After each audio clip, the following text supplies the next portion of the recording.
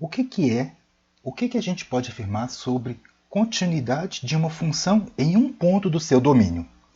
Para a gente falar que uma função é contínua em um ponto do seu domínio, duas condições têm que ser atendidas. Primeiro, a função tem que estar definida nesse ponto do domínio. E segundo, na medida em que o x se aproxima desse ponto, o valor do limite tem que ser igual à imagem da função nesse ponto. Ou seja, o limite de f de x, para x se aproximando de a, tem que ser igual ao próprio f de a. Dito isso, vamos ver como é que isso pode ser aplicado na resolução de alguns problemas. Primeiro, a função é f de x igual a 3x menos 7. Esta função ela é contínua para todos os elementos do seu domínio. Não existe nenhum ponto de determinação. Então, para a gente calcular, por exemplo, o limite de f de x para x se aproximando de 4, basta a gente fazer a substituição do x por 4. Então, fazendo a substituição, a gente tem 3 vezes 4 menos 7. 3 vezes 4 é 12. E 12 menos 7, resultado é igual a 5.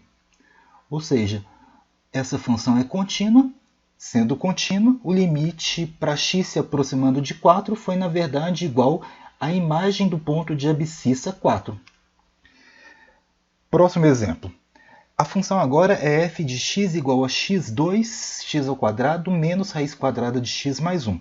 Se a gente observar aqui essa parcela, essa raiz quadrada de x, a gente tem que essa função ela não é definida para x menor que 0. Então, posso até afirmar que, nesse caso, o domínio da função é x pertence a R, tal que o x é maior ou igual a 0. No caso, se a gente tivesse que calcular o valor do limite dessa função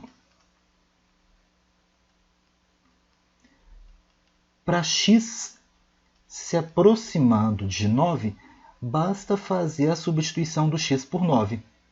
Ou seja, a gente teria lá 9 elevado ao quadrado menos raiz quadrada de 9 mais 1. 9 ao quadrado é 81. Raiz quadrada de 9 é 3.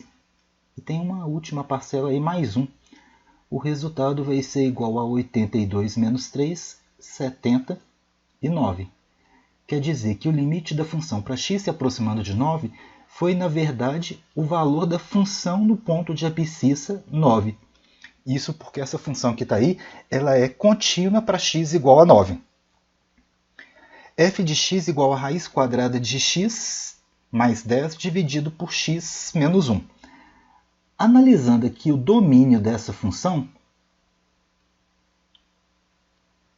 a gente tem que, em função do numerador, o x tem que ser maior ou igual a 0. E, ao mesmo tempo, em função do x menos 1 pertencer lá ao denominador da fração, eu posso afirmar que o x aqui é diferente de 1. Então, para qualquer ponto que esteja dentro do domínio, calcular o limite para x se aproximando dele é, na verdade, calcular a imagem dele. Então, se eu tivesse que calcular aqui, por exemplo, o limite da função para x se aproximando de 4, basta fazer a substituição do x por 4. A gente teria aí raiz quadrada de 4 mais 10 dividido por 4 menos 1.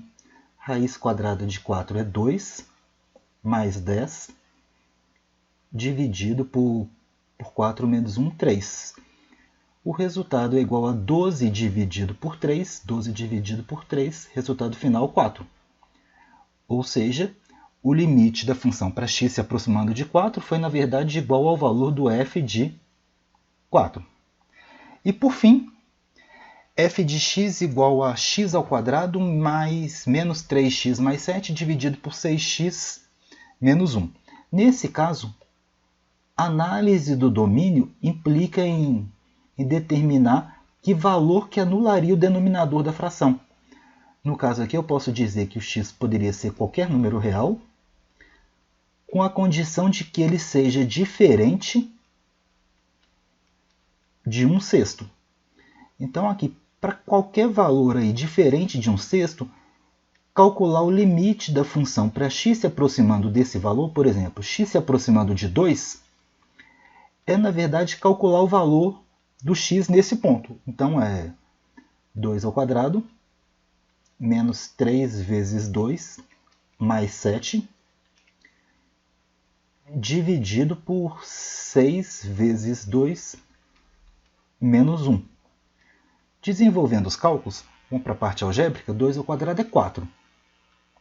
Depois, menos 2 vezes 3 menos 6, e ainda tem mais 7. Já o denominador fica 6 vezes 2, 12. Então, 12 menos 1. Isso daí vai ser 6, 4 menos 6 é menos 2. Menos 2 mais 7 é 5. Então, 5 dividido por 11, 5 onzeavos. E esse valor aí corresponde ao f de 2. Então, aí a gente tem isso. Sempre que uma função for contínua num ponto, para calcular o valor do x se aproximando desse ponto, basta fazer a substituição do x por ele. Então, dito isso, a gente vai ficar por aqui e até o próximo vídeo.